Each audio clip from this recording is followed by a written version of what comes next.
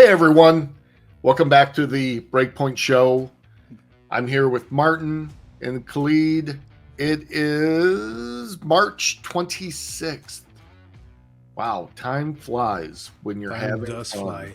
And we are having a lot of fun. This will be a really, really cool show. We're going to talk about game development, which 95% of people in the world don't do, but they wish they could, until they realize how screwed up the gaming industry really is. If you've ever read about like the horror stories of working in the industry, but it's a cool industry. We all love video games. I myself, I go all the way back to the Atari. Actually, I go all the way back to Pong. Khalid just said, if you say Pong, but I do. I had a Pong game probably in 1979, around 78, 79, and then we got the Atari 800. I think it was the Atari 800 where the cartridges and stuff like that. But probably my favorite game of all time has to be Red Dead Redemption. All right. The first one or second one? What? First one. The second one was cool, but the first one really, that and Skyrim. I was addicted to Skyrim. Then I was addicted to Destiny 2. Mm-hmm. And I just broke my addiction to Starfield because it's so glitchy and it's glitchy on Xbox. So it's that Bethesda jank that everybody knows about. Yeah, it's a great game if it didn't just on like auto updates, didn't just like freeze on updates and stuff. But what about you guys? What kind of gaming have you guys done and your favorites? Well, probably Pong and games like that. Like they were the first things that I played. I remember, I think when I was 7 or something, my aunt gave me one of her original Philips video pack something. I think it's a really old game console that had games with these big cartridges, and that was really fun to play. That must have been Europe. Must have been Europe. Yeah, I was just checking Wikipedia, and apparently it was sold in the US as the Magnavox Odyssey. Oh, I remember that. Didn't know anyone that had it, but so I don't think it sold very well in the United States. I don't think so either, but it was cool to be able to hook that up to a big TV. Now you have big and wide screens. Back then they were really deep screens because you needed those for the CRT in the monitor. Yep. But that was good fun. And then when LAN gaming came about, I've been playing a lot of Duke Nukem and also some of the early LAN games where you would just go with a couple of friends to a computer store where you could sit at a computer that was connected to 4 other computers and just have fun playing together. That's cool. You guys ever play text-based gaming? A little bit, yeah. I can't remember what was the one with the monster? You had to keep away from the monster. Shoot. That's like every game, Chris. Every game you have to keep away. Yeah. I think Pac-Man maybe. Oh no, this was an actual like you just ran it on the CLI, command line, and you just type in command what you wanted to do, and so those were called Moogs, MOOG games, something like that. So, but I'm really showing my age.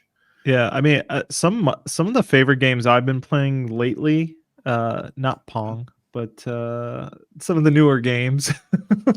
Vampire Saviors is kind of cool. I typically like indie games, so Vampire Saviors is neat. Balatro is a really cool card game. If folks want to check that out on Steam, that's a lot of fun. It's a poker roguelike. It's kind of weird to explain it, but when you play it, it's very addictive. It's very fun. That's cool. I'll have to look that one up. And open world games like Spider-Man on PS5 was really good. Those are the kind of games. My son got that. He bought a PS5 and sold his gaming PC to get a PS5, and it came bundled with the Spider-Man game. He said it was awesome. So Yeah, it's really good. So yeah. but yeah, go ahead. Sorry. Well, I was gonna say, yeah, maybe it's time to start talking about game development. Yeah. Martin just came back from GDC, so maybe he could Yeah. tell us Game Developer Conference for folks who don't know. Maybe he could tell us a little bit about his experience there. Well, I've been there for the entire 3 days that the conference lasted. Been at our JetBrains booth talking about the dev tools that we have there. But it's really cool to have a big variety of people show up at the booth there, ask questions, and then give them a little bit of a feel for what they are working on. And I think it's really interesting to see what kind of roles you have in game development. So, for example, you have people who are just scene designers and so on. Then you have tech artists who essentially take the art and do like animations or small interactions with the world around them. Then you have people develop in Unity using a C# kind of language or actual C#, but it compiles into native. There's people doing Unreal, Godot engine, and a lot of the people out there are just using custom engines that they are working on either internally or open source engines and so on in pretty much every language. A lot of C++ there, but even Java and Python and everything is there. It's a fun conference to see that diversity in languages that are being used, the different roles that all intertwine a little bit, but also are separate in what they do. Yeah.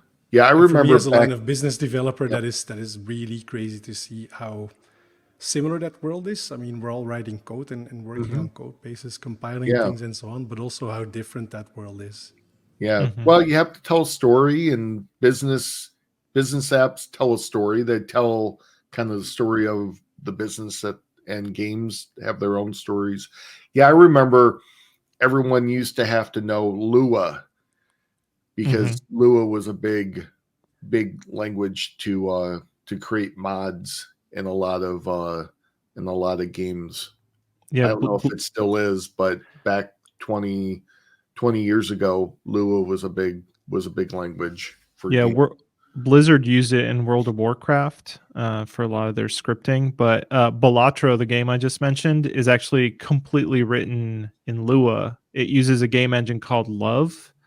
The O has an umlaut on it, so you can check that out. That's a really interesting game engine. But Martin was talking about like game engines. He mentioned Unreal, Unity. There's really like a wide spectrum of game engines, which I kind of find really fascinating. There are quote unquote game engines that really just give you bare primitives. They give you kind of like plug-in architecture, maybe basic cameras, maybe like loading sprites, super basic. Nothing else really comes out of the package. I'd probably, if you folks remember, like the Xbox 360 era introduced the XNA game development framework. That was kind of like the introduction to a lot of game devs into game development. For the first time, they could write code in C# with the XNA game engine and actually turn their Xbox 360 into a dev kit just by turning a setting on. So now they could publish their games, and that was really a big part of the Xbox Live Arcade era. And the XNA game engine is like a very bare bones game engine, but if you look today, it's kind of evolved into a mono game. And there's a lot of games built on mono game that are, really, really successful. But a lot of the teams end up building a lot of their tooling and infrastructure on top of mono game. Where on the other side of the spectrum, you have game engines like Unreal and Unity, which are kind of like all the batteries are almost included. And maybe Martin can talk specifically about his experience with both Unity and Unreal. I would say it's going to be more Unity, but circling back to GDC, a lot of people are, I would say, in that Unity Unreal spectrum and custom engines. You hear some Godot and you hear some of the other engines, but those are really the big ones. But what's cool, like you say, Unity and Unreal, they come with all the batteries included, and I actually saw a really cool Unreal demo at the Epic booth where the speaker was essentially building up an entire scene, changing a lot of the lighting, changing the physics related to the entire scene and so on. And that engine just comes with everything out of the box. It's still building blocks and making sure that it works for your scene or your game world that you're building. But it's really cool to see everything in there.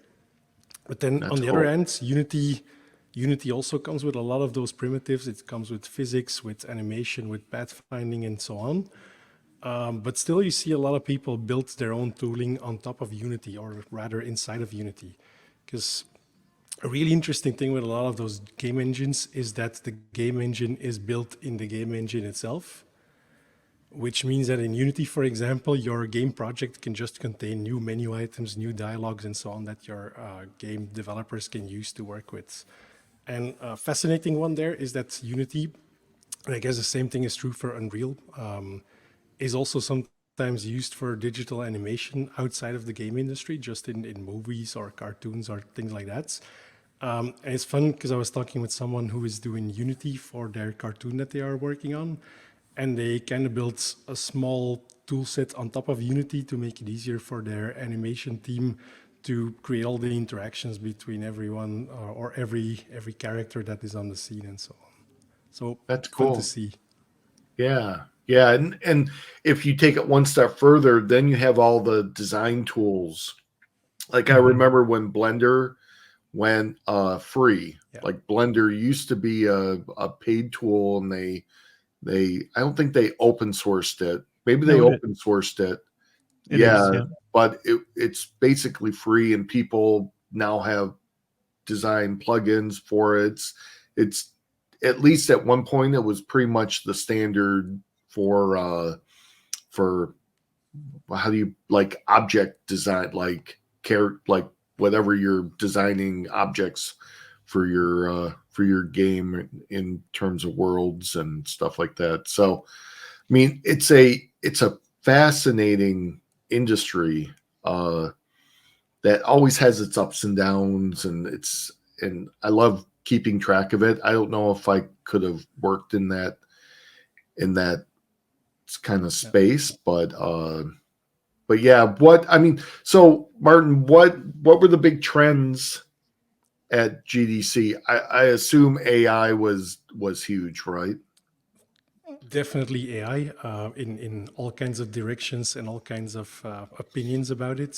So there was a big scream at GDC of people essentially not being happy with the way the industry works, also highlighting some of the AI, generative AI being trained on a variety of data that is out there and that people do not want AIs being trained on. On the other hand, there were, I think, every other vendor who was there had AI somewhere in their offering. And there were a couple of really, really cool things done with AI, and people also seemed genuinely interested about those. So, for example, we had at JetBrains, we had a demo about our AI assistants, which people loved for scripting and making their lives as a game developer faster. There was a company who are doing the generation of background sounds like winds and water and so on based on the objects that are on your scene. So essentially, if the wind would hit a leaf of grass or a leaf on a tree, what would that sound like? And they would generate that entire atmosphere, both based on algorithms, but also based on AI to fill in the blanks essentially in the scene to make sure that you get a proper sound there. So really cool techniques on where AI was being used. And then, yeah, the Yeah. other big trend I think that was going on is also in graphics. GPUs become more and more expensive. They become also very capable, but also every game developer is pushing them to the max, especially the big AA games. And you see trends like upscaling, like ray tracing, like optimizing ray tracing so that the lighting in various scenes can be done real time, but still look much nicer than the games that we're used to so far. So that was interesting. And then, of course, all of the indie developers doing their games, coming up with crazy ideas about using alternative controllers and stuff like that. I wouldn't call them trends yet. I don't think one of the games that I saw was a shooter game that was using barcode scanners to shoot at barcodes on the screen. So I don't think that's going to become mainstream. But it's cool to see that people are actually thinking about different ways of doing games, both in terms of controlling them, but also in terms of game mechanics and so on. Yeah. Yeah. There was one Chris would like. It was called "Get Off My Lawn." So you sit in a Yes, rocking yeah. chair and you rock, and then these kids run on your lawn, and you have a hose and a beer. So the game tells you to drink your beer and to spray the kids off your Oh, lawn. that's awesome. I could do that. That'd be a good grinder game just to waste time. And I'm not like that. I like kids. I don't mind kids on my lawn. So Yeah, no, damn but kids. it is interesting. Like I do get tired of just dumb NPCs.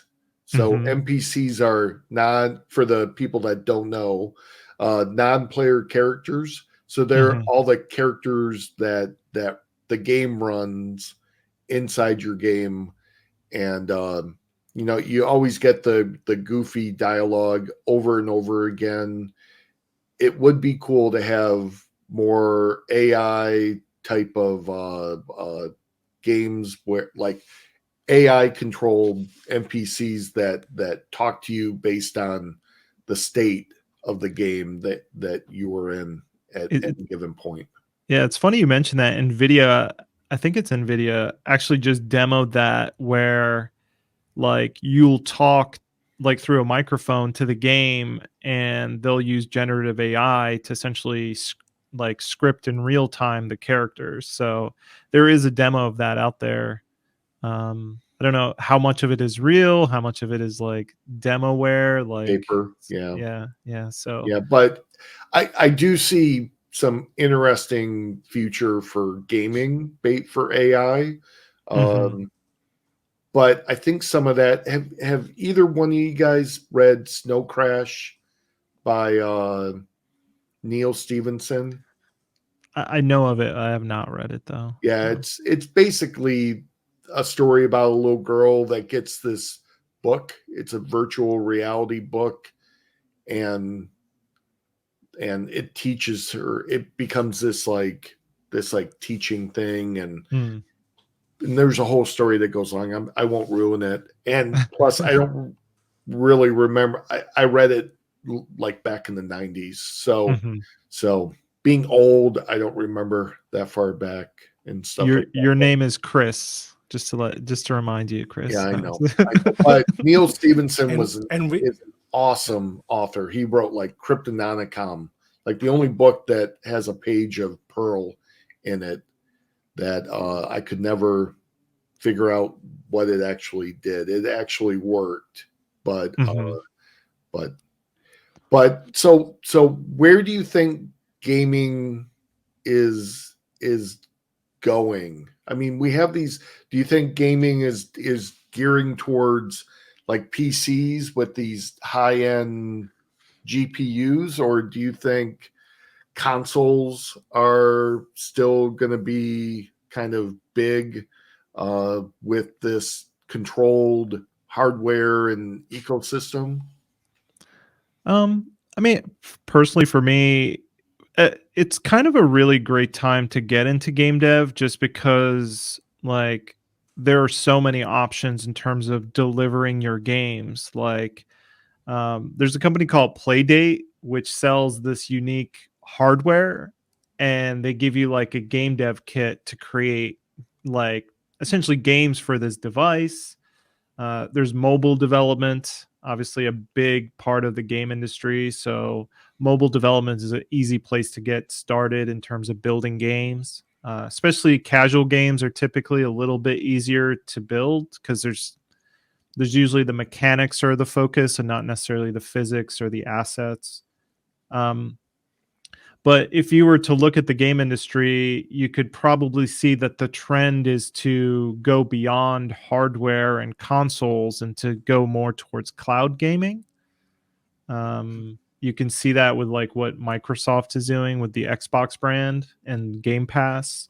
PlayStation is trying to do the same thing, but it's a little bit behind in that realm. But you know, uh, I think I think we're just going to get more options when it comes to gaming. And I think that's good for game dev because it means like you have more options in terms of picking game engines, picking how you want where you want those games to go and who you want playing those games. So Yeah. I think it's really interesting. Yeah.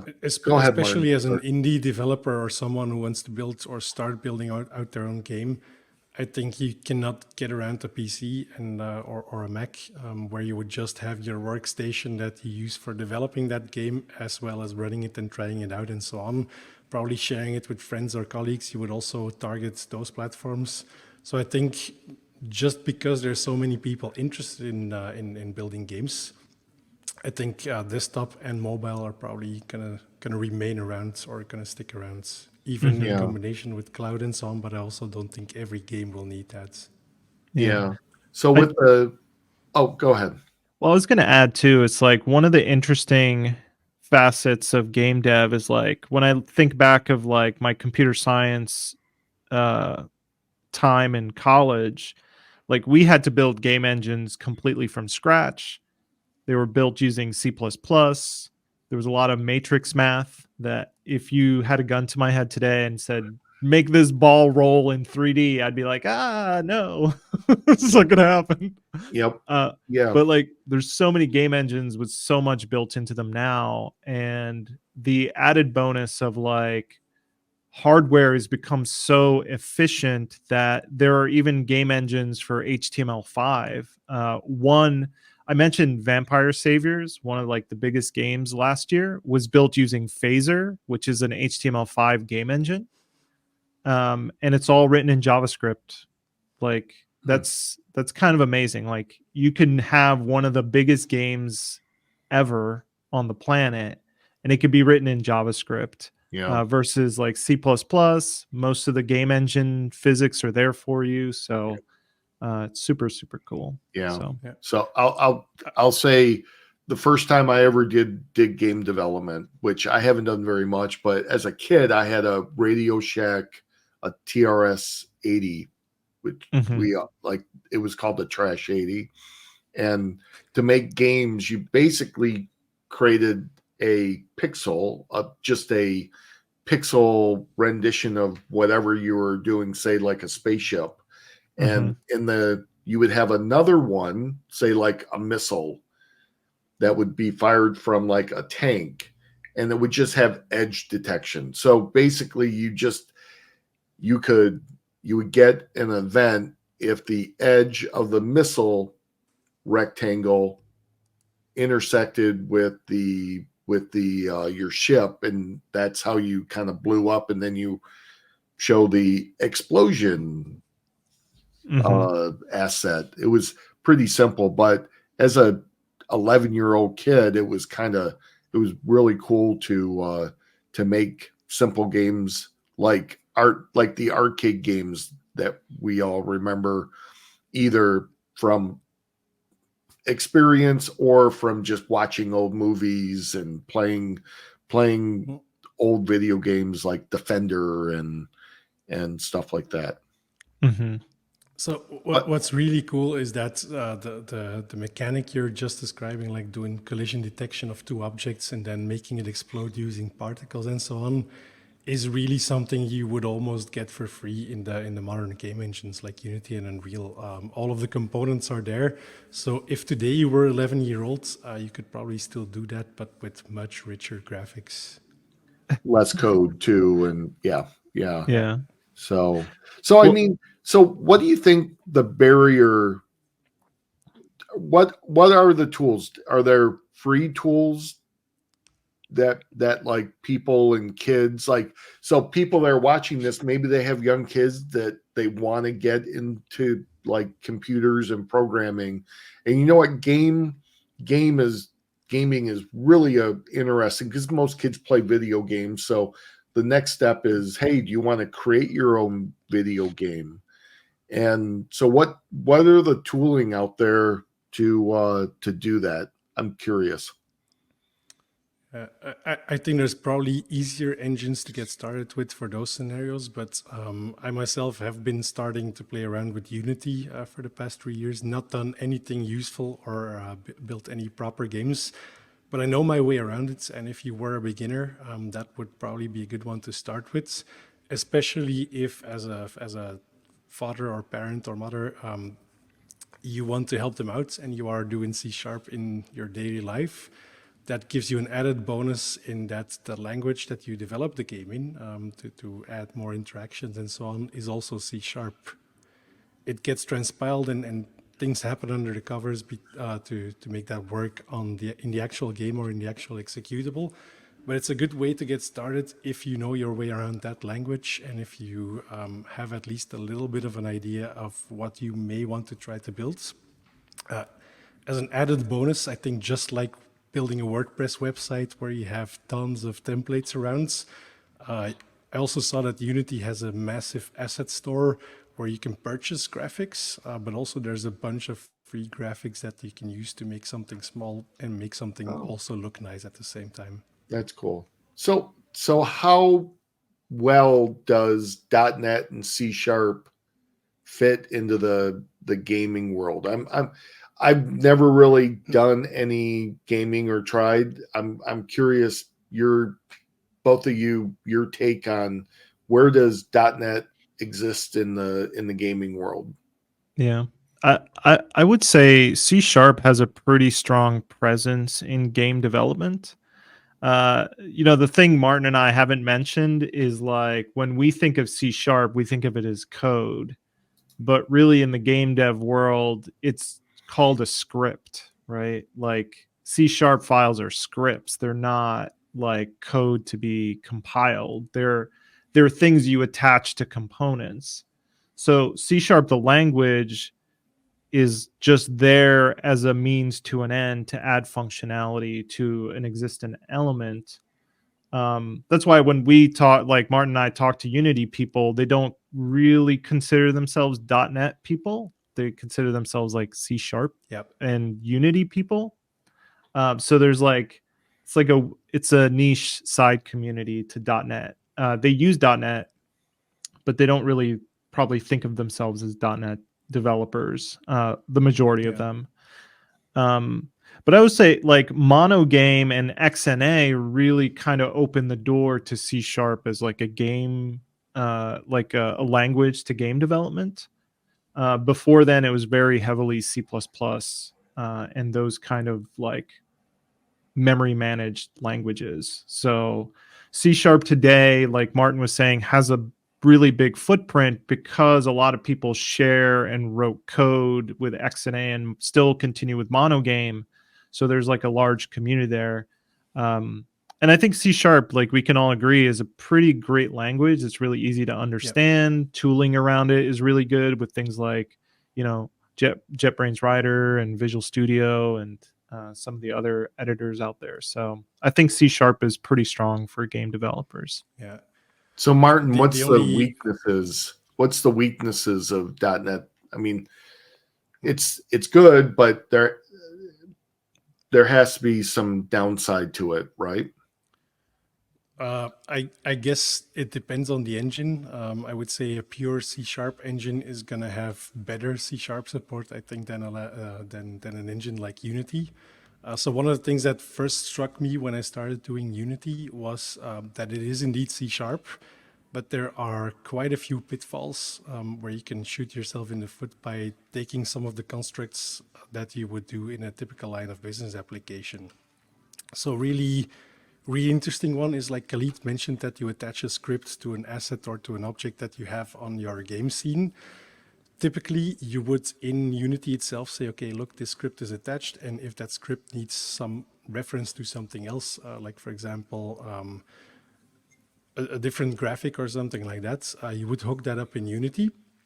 What you would typically do is use Unity's event system to validate that you actually added that reference at that point.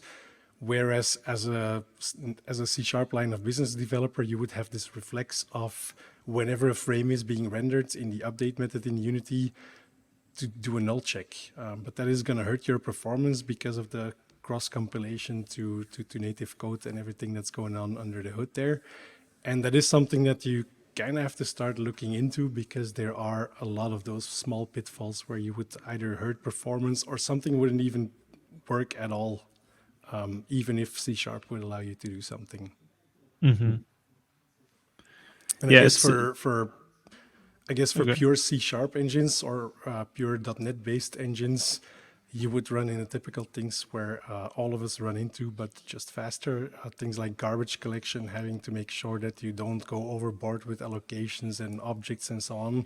And really maybe not write the most, well, you would still want to write maintainable codes, but maybe not go with repositories and all kinds of construct that we all invented to build big ass line of business applications, but maybe just be more direct in how you work with the code that you have in the game. Yeah. How do you think AOT kind of fits in there? Would you look at using AOT for C# gaming? Yeah, I mean, it's interesting. The .NET team has been doing a lot of enhancements with like native types.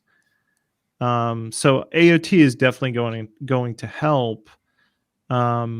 But I think ultimately the biggest complaints that I see around game development and game developers is garbage collection, just the way that it works.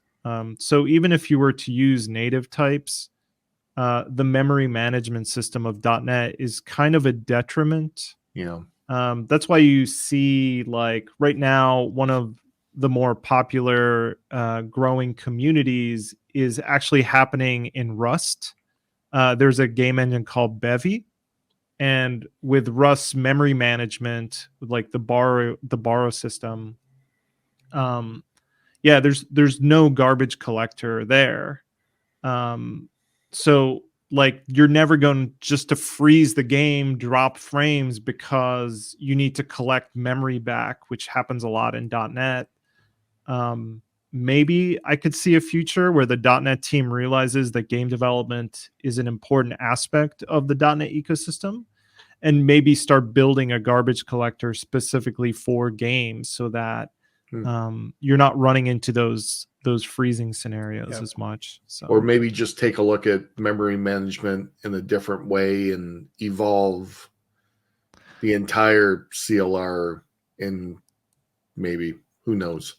possibly. I mean, it's funny. Martin and I were talking about this the other day, but like we can definitely. We were both looking at Rust code and definitely thinking like, oh, some of these Rust ideas and concepts could definitely make their way into C# and .NET. It's a possibility, especially looking at history where the .NET team and especially the C# team can sometimes be heavily inspired by other communities. So, yeah. Which is good and bad. Yep. Yeah, it's good. I'm going to be positive. I'm going to be positive, Chris. I'm the positive one today. Good. I know you are. So, so one last, we don't want this going too long because we try to keep these episodes bearable for everyone to listen to. So one last thing is, Apple came out with the Vision Pro, this VR headset, and Meta has Ocular 4. Are they up to 4? Or is it 3? I don't know. Their own headset. Mm-hmm. Where do you guys see that? Because there's always this big push that VR will be the next big kind of gaming paradigm, and it just hasn't seemed to catch on. Do you think with Apple coming in, do you think that will push it over the tipping point? I don't know. Martin, have you ever tried VR gaming? Is it something you've tried? I have not tried VR gaming, no. Okay. No. Chris, have you played a VR game? A little bit. My nieces and nephews have one, and I tried it, and it's really interesting and it's fun. Mm-hmm. I don't think that it's immersive, so that's the really cool thing, is you get this truly immersive environment. Mm-hmm. But the problem is you can't really move around. Like, have either one of you've seen Ready Player One?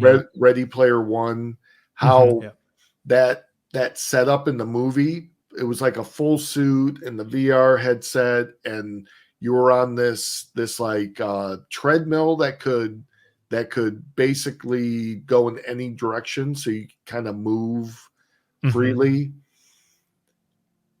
It'll be interesting to see if that ever comes about. I think that's one, it's probably too expensive for most people to do, and I think it would, from just a resource side, it would just be too much of an expenditure to have something that like that you have to get into as like a suit and stuff. It's great for stories and movies and books and stuff, but I don't know if real world. But the other thing is, it does, for some people, it can give people a headache because their eye, like the whole thing of eyes are connected to their ears, which holds kind of where people get their balance and this. Yeah. And it could throw off people's equilibrium and stuff, but it's an interesting area. We'll see where it goes. Yeah. I still think like VR gaming definitely has its place. Devices are still a little too expensive, I think, for mass adoption. Even the Meta Quest, which is like $300 to $400, still a little high. I mean, a PS5 you could basically get at $400 now. So that makes it difficult. I think VR gaming just in general, whether it's Apple, whether it's Microsoft trying with the HoloLens for AR. I know there's a big push for VR for like, who was it? The HTC Vive was a big one. There's still a lot of vendors in the space, but I do think it's a niche market. VR itself is just a little too isolating as a gaming experience, in my opinion. And I think that's the problem, right? Like if you're sitting in a room with somebody in playing a video game on a console, they can kind of share a little bit. They can kind of sit there, watch you. They can laugh at some funny moment that happened. There are ways to project VR onto a TV, but it's still not the same kind of social experience. Yeah. I think it might be very, very similar in people who really like racing games, for example, and built their entire racing cockpit with controls and a custom seat and everything, where you will have people who really like VR gaming, but just like in that cockpit modes, it is something that is only where you are playing, and some people can indeed watch the screen, but they will not get the same experience as you have. Yeah. Have you seen some of those setups? Like some of like the really expensive ones, like the NASCAR racers will do. I just watched Gran Turismo, the movie, and it was actually pretty cool. Like the hardware and the setup, and I took a look just to see how much some of those kits cost, and I was amazed that you could get something for like $100 all the way up to like tens of thousands of dollars for all the stuff. They actually have professional racing leagues, like virtual racing leagues. So I think NASCAR actually runs their own virtual league. So which is kind of pretty neat. So yeah, it is. Well, we're starting to wind down. So I wonder what you're kind of, with all this chatter about game development, and how does this fit into the, like, I'll say the normal developer toolkit? How can someone like me or you or like a business developer, what type of things can we kind of take from the gaming developer experience and bring into our world? I think from the dabbling that I've done, it is the simplicity in a way. I mean, games are still complex, and game logic and everything is still complex, but the straight way that things are being done, like there's no intermediate layers or not too many of them. And I think as line of business developers, we very often forget about that. And I will say, doing a little bit of game development is actually quite liberating in that aspect. You can just write code and it works. You don't have to really think about architecture too much. Yes, there are best practices in how you would set up a scene, for example. But even if you don't really want to care about that yet, you can just create one script and do everything in one script. Again, not best practice, but it's liberating. Cool. Yeah. Yeah, I guess I'll echo what Martin says, which is like the thing I find really fascinating about game dev is like while there's like a lot of technicality and skill and craftsmanship that goes into games, it's like I really appreciate that the focus of game dev is about building the final product, about building a game. So one of like the best selling games in the last decade was an indie game called Undertale, and that game's code is apparently one big switch or if else statement, right? So it's like no matter how quote unquote good or bad your code is, it's like the real focus is the final product.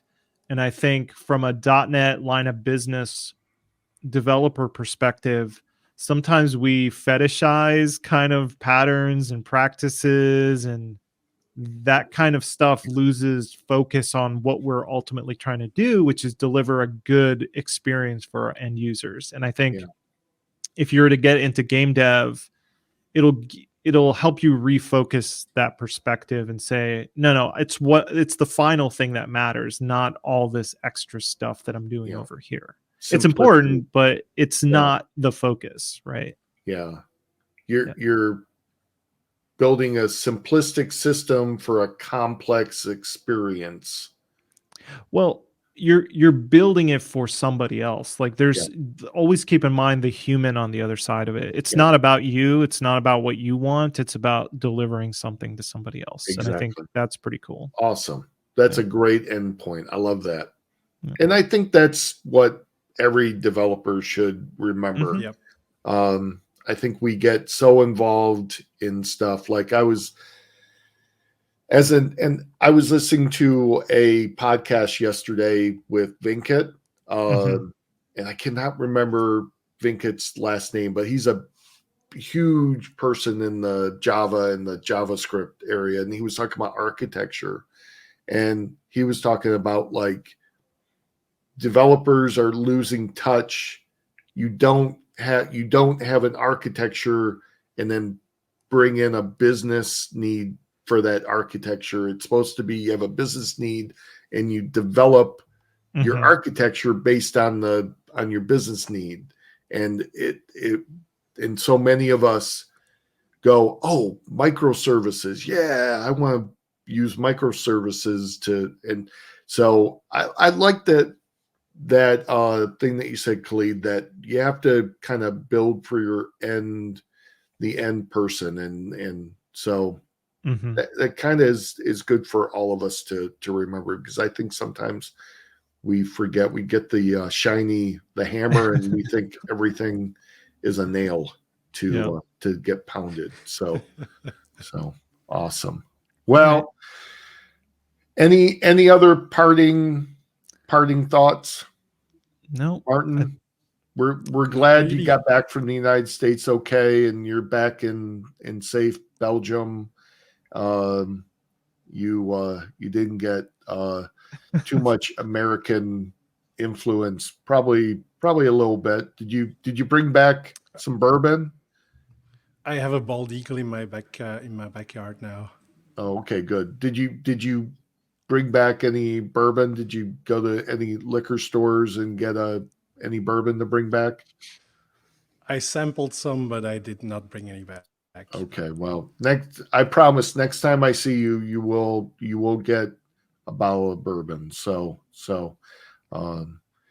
with that, I was rambling. Sorry. But with that, we're going to end, and we'll see you in 2 weeks. And again, if you like what we're doing on YouTube, go down, like, subscribe. if you really like what we're doing, go out to our website. Let us know what we will what you want us to talk about, because we want to talk about things that you want us to talk about, or to bring up these concepts and these new ideas and stuff. So, or if you want someone to be on our show, every once in a while we'll probably do a guest or guests to come on the show and talk about what they're passionate about. So just ping us, and that's about it. Do you guys want to say goodbye? Yeah. Goodbye. Bye. Goodbye.